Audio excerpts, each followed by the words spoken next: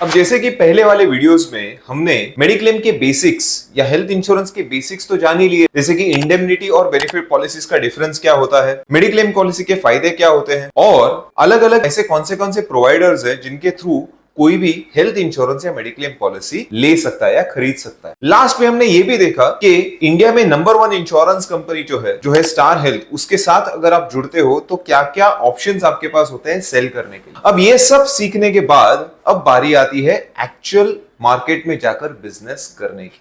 अब बिजनेस करने के पहले हमें ये तो जानना बहुत जरूरी है कि प्रोडक्ट ट्रेनिंग के अलावा ऐसी कौन सी चीजें हैं जो आपको जानना बेहद जरूरी है। अब कुछ टर्म्स जो हम इस वीडियो में कवर करेंगे, जो टर्म्स आपने अगर नहीं सीखे तो हो सकता है प्रोडक्ट तो आप एक्सप्लेन कर देंगे, बट जब वो पॉलिसी को अंडरराइटिंग या इशू करने की बात आए या प्रीमियम कोड देने की बात आए या फिर क्लेम के वक्त की बात आए, हो सकता है ये चीज आपको थोड़ी सी तकलीफ दे। इसीलिए इस वीडियो को अंत तक जरूर देखें। सबसे पहला पॉइंट जो आपको सबको ध्यान में रखना है कि मेडिक्लेम ये एक कॉन्ट्रैक्ट होता है। ये एक कॉन्ट्रैक्ट होता है between a insurance company and a proposer. Proposer मतलब एक ऐसा इंसान जो प्रपोज कर रहा है इंश्योरेंस पॉलिसी खरीदने के लिए, एक ऐसा इंसान जो खुद अपने अकाउंट से चेक दे रहा है और इंश्योरेंस कंपनी को बता रहा है कि मैं आपको प्रीमियम भर रहा हूं जिसमें कि मेरा नाम या फिर अन्य कोई फैमिली मेंबर्स का नाम अगर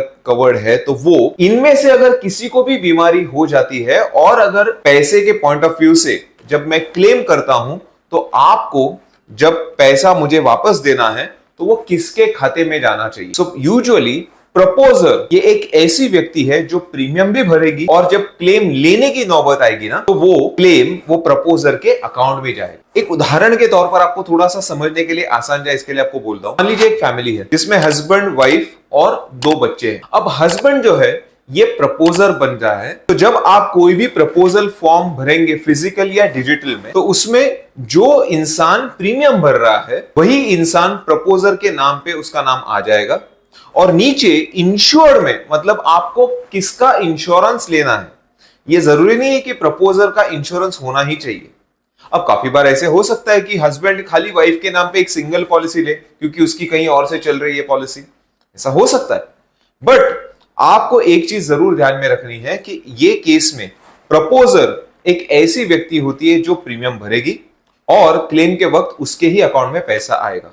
अब कौन कौन सी ऐसी व्यक्तियां हैं जो प्रपोजर बन सकती है? सबसे पहले मैं मेरे खुद के इंडिविजुअल इंश्योरेंस के लिए प्रपोजर बन सकता हूं। नंबर 2, अगर मेरी वाइफ या बच्चे हैं तो वो उनके लिए वो प्रपोजर बन सकता है। नंबर 3, किसी की वाइफ है जो हस्बैंड और बच्चों के लिए पॉलिसी ले रही है तो वो उनके प्रपोजर बन सकते हैं। नंबर 4, अगर कोई ऐसे बच्चे हैं जो मेजर है, 18 साल के ऊपर है और अपने माता पिता का इंश्योरेंस ले रहे हैं, माता पिता शायद से उतना कमा नहीं रहे या उनका इनकम उससे कम है, तो उनके जो बच्चे हैं, जो मेजर बच्चे 18 साल के ऊपर, वो अपने माता पिता का प्रीमियम भर सकते हैं। तो इंश्योर्ड में माता पिता का नाम आएगा, बट जस्ट इन केस कभी भी क्लेम आ जाता है और अगर रीएम्बर्समेंट यानी कि इनके खाते में पैसा डालने का वक्त आए तो माँ बाप के खाते में पैसा नहीं जाएगा।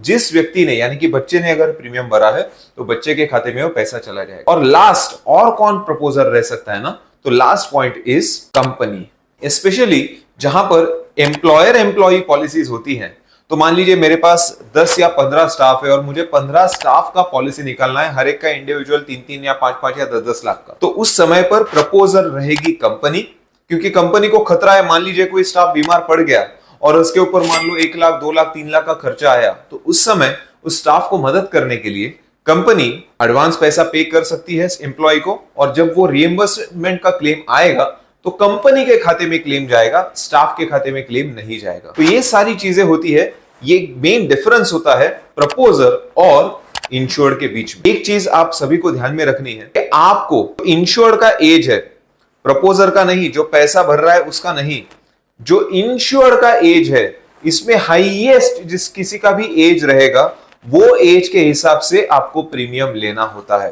काफी बार लोग ये गड़बड़ करते हैं कि बेटे की उम्र है 35 साल और मां की उम्र है 65 साल, तो 35 साल की उम्र से प्रीमियम लेंगे ना, आपको प्रीमियम लेते वक्त 65 साल के हिसाब से ही प्रीमियम लेना है। हाँ, प्रीमियम जब भरने की वक्त आएगा तो बेटा प्रपोज कर सकता है, बट प्रीमियम लेते वक्त आपको जो हाईएस्ट एज है उसके हिसाब से ही आपको प्रीमियम लेना है। अब आपको कॉन्सेप्ट तो समझ में आ गया इंश्योर्ड और प्रपोजर के बीच में। अब काफी लोग ये पूछ सकते हैं कि मान लीजिए किसी घर में 4 अलग अलग लोग हैं, हस्बैंड वाइफ और 2 छोटे छोटे बच्चे, क्या हर एक जन इंडिविजुअल पॉलिसी ले सकता है क्या? एक तो हम यूजुअली रेकमेंड करते हैं कि इंडिविजुअल के जगह आपके पास फ्लोटर पॉलिसी होनी चाहिए। अब फ्लोटर पॉलिसी क्यों? मान लीजिए किसी ने डिसाइड किया कि हस्बैंड वाइफ और 2 बच्चे में हर एक के नाम पे 5 लाख 5 लाख 5 लाख 5 लाख ऐसे सब मिलाकर 20 लाख रुपए का इंश्योरेंस करो। अब ये जरूरी थोड़ी है कि एक ही साल में चारों लोगों का 5-5 लाख रुपए का बिल आए, एक ही साल में चारों लोग हॉस्पिटल में एडमिट हो जाए, शायद से वो पॉसिबल नहीं है। हाँ, ये जरूर संभव है कि चारों में से कोई एक इंसान एडमिट हो सकता है और उसका खर्चा हो सकता है 5 लाख के ऊपर भी चला जाए। तो पहले वाले सिनेरियो में क्योंकि 5 लाख की लिमिट पर पर्सन है, मान लो खर्चा 8 लाख चला गया तो उसे क्लेम ऊपर का 3 लाख जेब से भरना पड़े। बट यहां पर अगर आप फ्लोटर पॉलिसी लेते हो तो एक ही अम्ब्रेला के अंडर आपको 4 इंडिविजुअल लोग कवर किए जाएंगे, पूरी फैमिली एक ही अम्ब्रेला के अंडर कवर की जाएगी और वो एक अम्ब्रेला आप 20 लाख रुपए की ले सकते हो या 25 लाख या 1 करोड़ तक, जो भी आप सम एश्योर्ड आप लेना चाहो वो आप ले सकते हो, ताकि वो पूरा लिमिट एक फैमिली को दिया जाएगा और उसमें एक व्यक्ति या कितने भी लोग सब मिलाकर मैक्सिमम जो उसका लिमिट है वो फ्लोटर का कवरेज में वो इस्तेमाल कर सकते हैं, उतना पैसा उठा सकते हैं। तो मान लीजिए पहले वाले के उदाहरण में हस्बैंड का 5 लाख की जगह 8 लाख का क्लेम आया, तो अब उनके पास 20 लाख रुपए का इंश्योरेंस था, 20 में से 8 लाख रुपए वो इस्तेमाल करके बाकी बचे 12 लाख रुपए उसके लिए या बाकी फैमिली मेंबर्स के लिए वो बचे हुए साल में वो इस्तेमाल कर सकता है। तो ये फायदा होता है इंडिविजुअल वर्सेस फ्लोटर पॉलिसी में। काफी लोग मुझे पूछते हैं इसमें मिनिमम एंट्री एज क्या है? तो minimum entry age plan to plan depend करता है, किसी प्लान में डे 1 से है, किसी प्लान में 31 दिन के बाद है, किसी प्लान में 90 दिन के बाद है। बट ये एंट्री होती है छोटे बच्चों की, डिपेंडेंट अगर वो रहते हैं तो। अगर आपको सिंगल बच्चे का पॉलिसी निकालना है, माँ बाप का अगर पॉलिसी निकालना नहीं है, तो उसका मिनिमम 18 साल का एज होना चाहिए। और हायर एज जो है ना, ये plan to plan again depend करता है। कुछ प्लान में 100 इयर्स तक कवर है, कुछ प्लान में 65 साल तक, कुछ प्लान में 75 साल तक, कुछ प्लान में केवल 50 साल तक। सो आप जो कोई भी प्लान सजेस्ट कर रहे हो ना, जरूर एक बार ध्यान रखना कि आप मैक्सिमम एंट्री एज उसका कितना है। ये तो चलो आपको ब्रोशर पे दिख जाएगा। बड़े कॉमन सवाल लोग पूछते हैं कि पॉलिसी लेने के बाद में कितने साल तक मैं इसको रिन्यू कर सकता हूं? क्या मैं इसको लाइफ लॉन्ग तक रिन्यू कर सकता हूं? Answer is yes, you can renew the policy for life long. कोई भी मेडिक्लेम पॉलिसी, कोई भी प्लान आप खरीदो, आपने एक बार पॉलिसी ले ली, उसे आप जिंदगी भर तक रिन्यू कर सकते हो। आपको इंश्योरेंस कंपनी रिन्यूअल के ऊपर रोक नहीं लगाएगी। हाँ, एक चीज आपको खाली ध्यान रखनी है, वो है ग्रेस पीरियड, कि आपका रिन्यूअल जब कभी भी ड्यू आएगा, आपको ड्यू डेट के पहले ही उसका पेमेंट करना है। क्योंकि अगर आपका ड्यू डेट क्रॉस हो गया और आपकी पॉलिसी ग्रेस पीरियड में चली गई, तो 1 महीने का जो ग्रेस पीरियड होता है, उस ग्रेस पीरियड में मान लीजिए क्लेम आता है, तो क्लेम मिलना मुश्किल हो जाएगा, पहली बात। दूसरी बात, इंश्योरेंस कंपनी आपसे गुड हेल्थ डिक्लेरेशन मांगेगी कि आप हमको डिक्लेयर करो कि ग्रेस पीरियड में कोई आपको नई बीमारी तो नहीं आई। और अगर आपको उस समय अगर कोई नई बीमारी आई है, तो उस समय हो सकता है कि इंश्योरेंस कंपनी आपका रिन्यूअल रिजेक्ट करे। सो हमेशा अगर आपकी इंश्योरेंस पॉलिसी को आपको कंटिन्यूअस रखना है, आपके कंटिन्यूटी बेनिफिट्स आपको कंटिन्यूअस रखने हैं, प्लीज इंश्योर कि आप ड्यू डेट के पहले रिन्यू करें। इससे LIC पॉलिसीज या नॉर्मल एंडोमेंट पॉलिसीज से कंपेयर मत करना, क्योंकि वहां पर ग्रेस पीरियड में क्लेम आता है, किसी की डेथ हो जाती है ना, सो क्लेम मिलता है। यहां पर ग्रेस पीरियड में अगर हॉस्पिटलाइजेशन आता है ना, तो क्लेम नहीं पे किया जाता। पॉलिसीज जब कोई भी खरीदता है ना, सो काफी इंश्योरेंस कंपनियां मेडिकल टेस्ट करने को लगाती है। अब ये medical test usually insurance company के खर्चे पे ही होती है। बट अगर आपको इंश्योरेंस कंपनी ने कहा है कि आपको मेडिकल टेस्ट रिक्वायर्ड नहीं है इन नॉर्मल के सिनेरियो, तो मान लीजिए किसी को नॉर्मल बीपी है, डायबिटीज है, या फिर कोई दवाई नहीं ले रहे, तो और आपका एज हाई है, फिर भी इंश्योरेंस कंपनी बोल रही है कि आपको मेडिकल टेस्ट को जाने की जरूरत नहीं है। So in that case risk company की है, कंपनी वो उठाने के लिए तैयार है, तो आपको मेडिकल टेस्ट को जाने की जरूरत नहीं है। मान लीजिए अगर कंपनी के ब्रोशर में कहीं पर भी लिखा है कि आपको इतने इतने उम्र के बाद कंपलसरी मेडिकल टेस्ट करना होगा पॉलिसी लेने के लिए, इन सच केस आपको पैसा भरने की जरूरत नहीं है, इंश्योरेंस कंपनी के कॉस्ट के ऊपर आपका मेडिकल टेस्ट होगा। इसमें एक चीज मैं जरूर ऐड करना चाहूंगा, काफी बार नॉर्मल टेस्ट के अलावा इंश्योरेंस कंपनी कुछ स्पेशलाइज्ड टेस्ट मांग सकती है, जो शायद से आपके ब्रोशर पे प्रिंटेड नहीं है। इन सच केस ऐसे टेस्ट का खर्चा आपको खुद से बेयर करना होगा। और ये टेस्ट करने के बाद इंश्योरेंस कंपनी डिसाइड करती है कि आपको जो नॉर्मल रेट है उस नॉर्मल रेट पे आपका प्रपोजल एक्सेप्ट करना है या फिर उसके ऊपर लोडिंग लगाना है। अब दोस्तों ये लोडिंग स्ट्रक्चर होता क्या है? लोडिंग मतलब अगर आपको नॉर्मल इंसान के कंपैरिजन में, जिसे बीपी नहीं है, डायबिटीज नहीं है, अस्थमा नहीं है, कोलेस्ट्रॉल नहीं है, कुछ भी हेल्थ इश्यू नहीं है, तो अगर मैं उससे 100 रुपए का प्रीमियम ले रहा हूं उदाहरण के तौर पर, वर्सेस उसके सामने एक दूसरे इंसान को खड़ा करूं जिसे बीपी है, डायबिटीज है, अस्थमा है, कोलेस्ट्रॉल है, तो क्लेम आने के सबसे ज्यादा चांसेस वो दूसरे व्यक्ति के हैं, पहले व्यक्ति के नहीं। इन सच केस दूसरे व्यक्ति से हम कुछ एक्स्ट्रा प्रीमियम मांग सकते हैं जिसे कहते हैं लोडिंग। अब ये जो लोडिंग है ना कॉन्सेप्ट, ये लोडिंग स्टार हेल्थ के लगभग 90% पॉलिसीज में नहीं है। तो जो फिट इंसान का प्रीमियम है उतना ही अगर कोई अनफिट रहेगा और अगर इंश्योरेंस कंपनी उसका प्रीमियम या उसका प्रपोजल एक्सेप्ट कर रही है तो उसे भी उसका प्रीमियम सेम टू सेम ही रहेगा। तो ये एक सबसे बड़ा प्लस पॉइंट है। और एक चीज काफी लोगों की ये समस्या होती है या एक डाउट होता है कि मान लीजिए मैंने अगर क्लेम कर दिया, मैं हर साल प्रीमियम भरते जा रहा हूं, मेरा क्लेम नहीं आ रहा, बट मान लीजिए मैंने अगर क्लेम कर दिया तो क्या क्लेम करने के बाद अगले साल मेरा प्रीमियम बढ़ेगा? तो जैसे कि मैंने 25,000 रुपए का प्रीमियम भरा है और मैंने 6 लाख रुपए का क्लेम ले लिया, डेफिनेटली इंश्योरेंस कंपनी तो लॉस में है। इन सच केस क्या इंश्योरेंस कंपनी मेरा क्लेम मुझे देने के बाद अगले साल मेरा प्रीमियम बढ़ाएगी? आंसर इज नो, आपका प्रीमियम नहीं बढ़ेगा। हाँ, एज के अनुसार जो प्रीमियम बढ़ता है that is fine, but claims के अनुसार आपका प्रीमियम नहीं बढ़ेगा। अब काफी लोग मेडिक्लेम का पॉलिसी जब कैनवास करते हैं ना, तो उसमें 2-3 टर्म्स काफी कंफ्यूजिंग उनको लगती है। सबसे पहला होता है को पेमेंट, दूसरा होता है सब लिमिट, तीसरा होता है डिडक्टेबल। हम एक एक करके ये तीनों के ऊपर डिस्कस करेंगे इस वीडियो में। अब कोपे मतलब क्या? कोपे मतलब जो भी आपका एडमिसिबल क्लेम है,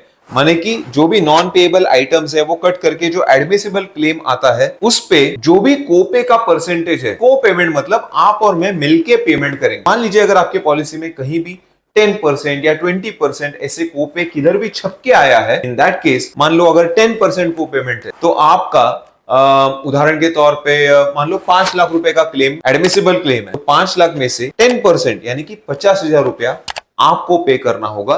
4.5 लाख रुपया 90% इंश्योरेंस कंपनी पे करेगी।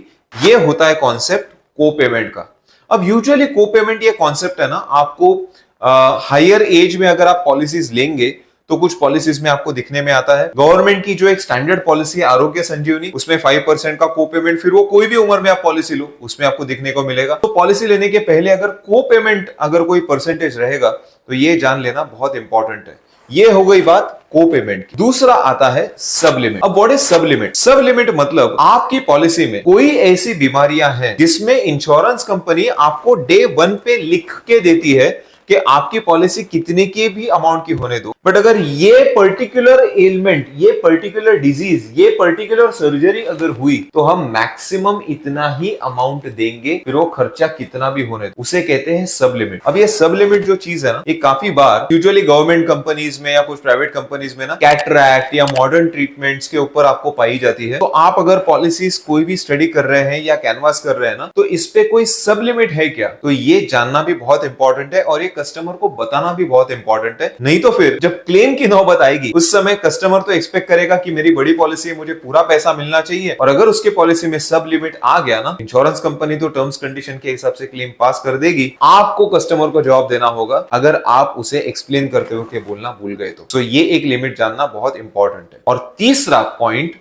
जो इस वीडियो का बहुत इंपॉर्टेंट पॉइंट है उसे हम कहते हैं वॉलंटरी डिडक्टेबल। अब डिडक्टेबल मतलब क्या? डिडक्टेबल मतलब आपकी पॉलिसी में मान लो को पेमेंट है नहीं है चलेगा, सब लिमिट है नहीं है चलेगा, बट अगर आप एक डिडक्टेबल चूज करते हो, स्टार हेल्थ में कुछ पॉलिसीज ऐसी हैं जैसे कि टॉप अप पॉलिसी है, अश्योर प्लान है, कॉम्प्रिहेंसिव में या एक्स्ट्रा प्रोटेक्ट का जो आप एड ऑन राइडर लेते हो, ऐसे कुछ ऑप्शंस अगर आप चूज करते हो तो कंपनी आपको ये कहती है कि आप एक ऐसी अमाउंट चूज करो कि जो अमाउंट तक वो पर्टिकुलर साल में इंश्योरेंस कंपनी आपका क्लेम सेटल नहीं करेगी, उसके ऊपर अगर क्लेम गया ना तो इंश्योरेंस कंपनी आपका अमाउंट सेटल करेगी। उदाहरण के तौर पर मान लो किसी ने 25 लाख रुपए का इंश्योरेंस लिया है और उसका प्रीमियम आता है 40,000 रुपया, एक एग्जाम्पल। अब इंश्योरेंस कंपनी के पास एक उसमें ऑप्शन ऐसा है कि अगर आप 50,000 50,000 रुपए का खाली डिडक्टेबल चूज करते हैं पूरे साल में, कितने बार भी क्लेम आए, सिर्फ पहली बार एक बार आपका 50,000 रुपए आपको भरना है। उसके बाद का जो क्लेम है एडमिसिबल क्लेम,